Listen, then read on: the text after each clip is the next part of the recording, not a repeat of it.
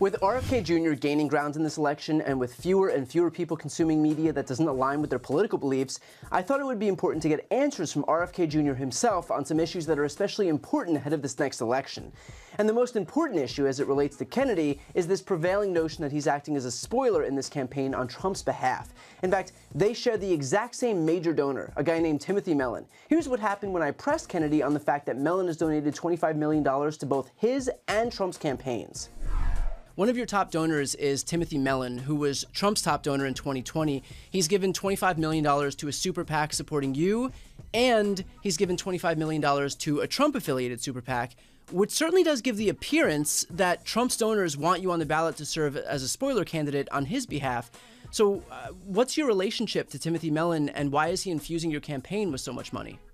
We get, I said this at the beginning of the campaign, Brian, that I want to run a campaign that appeals to both sides. I want to run a campaign that makes Republicans forget they're Republicans and Democrats forget they're Democrats, and everybody remember that they're Americans. So I'm getting money from Democrats, Republicans. I welcome money from people who support President Trump. I have people on our staff who came from the Trump campaign. I have people on our staff. I understand all of that, but if he's giving money at the same time, $25 million is no small sum.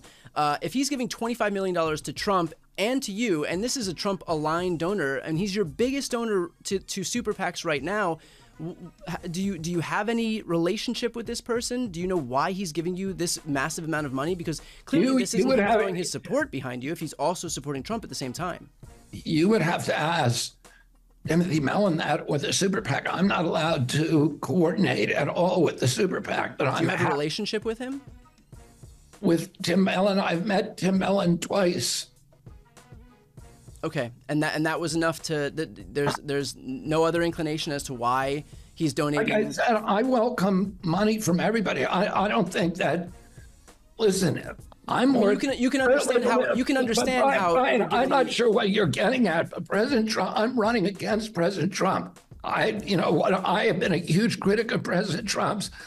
I think he was a terrible president. I think he gave us the lockdowns. I think he shifted $4 trillion into this new oligarchy of super rich billionaires.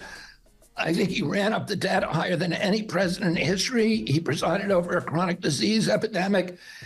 He promised to get us out of the wars, and he has, he brought John Bolton, who's the center of the war machine, to run the NSA. He was a terrible president. I'm running against him, so I'm not sure what point you're trying to get at. But I think the point is obvious just from a layman's perspective. If you have a Trump donor who's also propping up the super PAC affiliated with you, that it would suggest that that person wants you on the ballot because he would perceive it as deriving benefit for Donald Trump.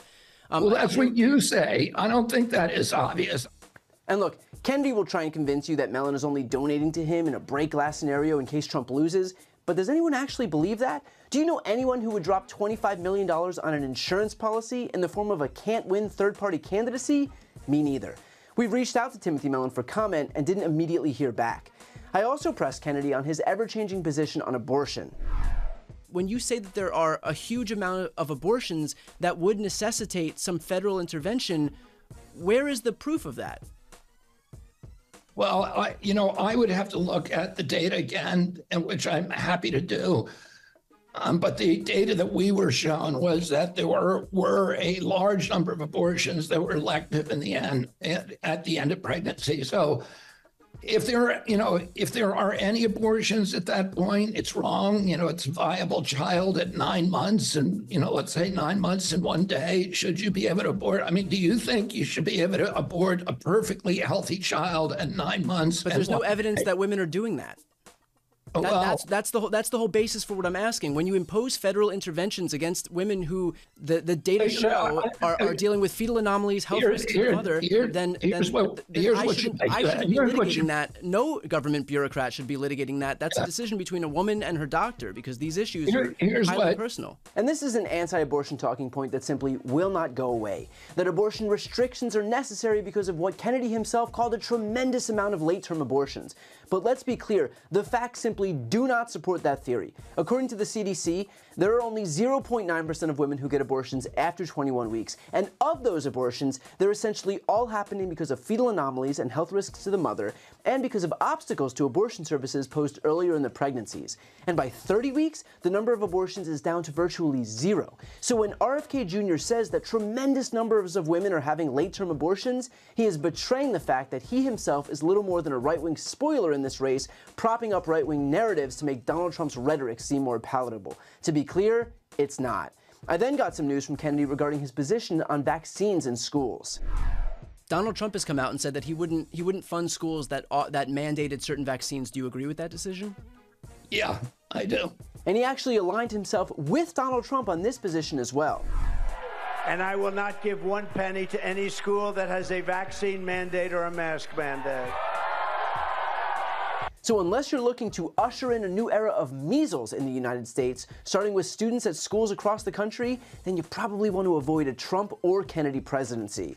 In fact, on that issue of the danger of vaccine misinformation, I didn't want to delve too deep into the lunacy that is Kennedy's vaccine stance, but I did want to call him out for one real-world impact of his dangerous position. I do want to talk about one instance in Samoa.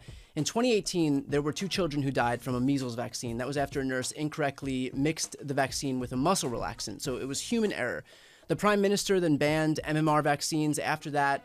Your organization, Children's Health Defense, praised him. You then visited in 2019 in a trip that was arranged by an anti-vax influencer named Edwin Tomasese. You met with another anti-vax influencer named Taylor Winterstein. So anti-vax sentiment spread across the island, and later that year, Samoa was hit with a measles outbreak that was the express result of a decline in vaccination rates. I believe only 31% of Samoans were vaccinated at that time.